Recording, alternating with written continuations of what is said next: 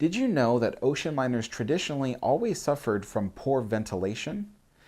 Now, ventilation is something that we take for granted today. We have modern air conditioning and ventilation in our buildings and in modern cruise ships. But ventilation was something that really had to be thought out for ocean liners. Because in the old days, an old house, all it needed for ventilation was a bunch of transoms above the doorways, and then, of course, large openings towards the roof of the building to allow air out. But ocean liners do not work that way. Most of the ocean liner must be sealed up to prevent the sea from coming into the ship. So how do you ventilate something that is entirely closed up? Now, in early days of ocean liners, if the weather was fair, then the passengers could open their portholes or go up on deck to get some fresh air. But otherwise, inside the ship, it was relatively stuffy and the air was stagnant.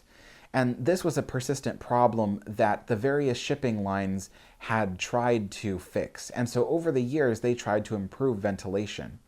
And the first major milestone of ventilation came with fans. So they would put these rooms in the various ocean liners that allowed ventilation intakes from the top of the ship to bring air down into these fan rooms, and the fans would blow the air through the various ventilation ducts that spread throughout the ship, thereby allowing air to be forced into the various rooms. And since there was constant air blowing, that air needs to go somewhere. So quite often the air would actually filter out into the various corridors and go through large ventilation uptakes that would actually move the air up out of the ship. Now, as the years went by, with better ventilation came another issue. All of those ventilation intakes on the tops of the ship, you know, those big bowl-shaped openings that kind of face forward on the ship, those are for ventilation. They suck in air usually. Some of them expel air. But there would be so many of those on the top decks of the ship, it would make it all cluttered and hard to navigate. And so there are good examples of that. If you look at RMS Queen Mary, for instance, one of the things that many people criticize about the ship is that it looks so cluttered up on top, and a lot of the decks up there are not really easily interconnected because of all the ventilation ducts everywhere up on top. Now, some other ocean liners around that time were able to create ventilation ports that surround the funnels, kind of like SS Normandy or RMS Queen Elizabeth. Now, Queen Mary has numerous ventilation ports, but there are 8 massive ones that stick out on top, and those each ventilate one of the large engineering spaces towards the bottom of the ship. If you want to know what they are and which ones they ventilate, actually, I can name them off for you. The first one ventilates the water softening plant. The second one ventilates boiler room number 1. The third one ventilates boiler room number 2. The fourth one ventilates the turbo generator room. The fifth one ventilates boiler room number 3. The sixth one ventilates boiler room number 4. The seventh one ventilates the after turbo generator room. And the eighth one ventilates boiler room number 5. So that's what they are used for. And the smaller ventilation ducts, I would say more the medium-sized ones, ventilate the large open rooms inside the ship, such as the main lounges, the main restaurants, the main hall, the other restaurants and accommodations aboard the ship as well. So there was a lot of use for those ventilation ports. And then there were even smaller ones that were about the size of people, basically, or a little bit larger. And those ventilated other smaller spaces, such as hallways and other private rooms and things like that. Now, every room aboard the Queen Mary was given basic ventilation. There were punka-louvers in each room that you could adjust, and it would blow air in any direction that you wished. And basically, all this air that was forced into the rooms was then forced into the various corridors of the ship, and the corridors had these large ventilation uptakes that allowed the air to flow back up out the top of the ship. Now, for the large open spaces at the bottom of the ship that I told you those massive ventilators provided air for, those would ventilate up out the funnels of the ship. And there were some other ventilation ducts that were towards the aft end that ventilated out the top of the ship. Now, in the 1930s, that's when air conditioning started to be introduced into various ships. and the Queen Mary was among the first ships to have air conditioning.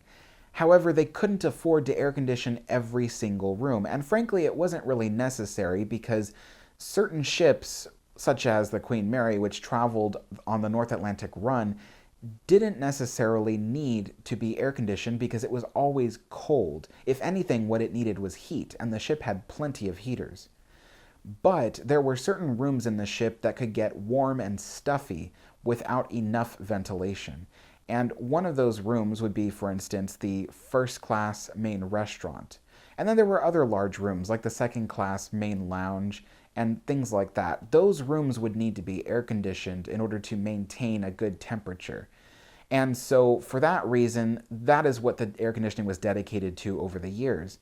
And into the 50s and 60s, the Queen Mary would receive added air conditioning to the ship. And so other smaller rooms in first class and such would get that kind of air conditioning. Now in 1967, when the ship came to Long Beach, it still didn't have enough air conditioning for the Southern California summers. So eventually all of those fan rooms and ventilation ducts were rerouted and reused for blowing modern air conditioning in. And so most of the ship today is air conditioned. But if you can imagine, it all started off in the days when all there was basic ventilation on these ships. But there's a funny thing about that. So even though the Queen Mary only had basic air conditioning, there were times where in the war it would get really hot and many people suffered heat stroke because going through the tropical areas, the tropical seas where the Queen Mary wasn't designed to go necessarily, the air conditioning was not enough to sustain people. So that is an example of what would happen if something went wrong on one of these old steamships when the air conditioning couldn't keep up with it. And if you can imagine, in the days of World War I, when none of the ships had air conditioning, it would have been even worse because then there was no place on the ship you could go to at least get relief from the tropical or desert heats depending on which sea you're sailing through. So, in essence, that's all I have to say about ventilation on these ships. I know a lot of people have actually wondered over the years, what are all those little ports and large openings that are sticking out from the tops of the ships? And why couldn't they get rid of them? Well, there were ships that got rid of them, and it mainly came in the later years. Ships such as Normandy and Queen Elizabeth and all the other ships in the future, including the QE2, had very few ventilation ducts sticking out from the top of the ship because everything was ventilated in such a way that all the machinery was hidden and it allowed for the upper decks to be more open and for people to be able to walk freely around. Well, folks, that's how ocean liners were ventilated. I hope I was able to answer some of your questions. Thank you all for watching, and I'll see you next time. Bye-bye. Hey everyone, if you enjoy my content, consider supporting my channel by either signing up for my Patreon or my YouTube membership. This way, you can get exclusive perks in return. Now, in the future, I plan to take a trip to the UK aboard the Queen Mary 2 and film a lot of historic locations there so I can bring you all some new content. So if you'd like to see that happen as soon as possible, then you can support my trip by going to my GoFundMe page and donating to that. All the links that you need are in the description below. Thank you all for watching, and I'll see you all next time. Bye-bye.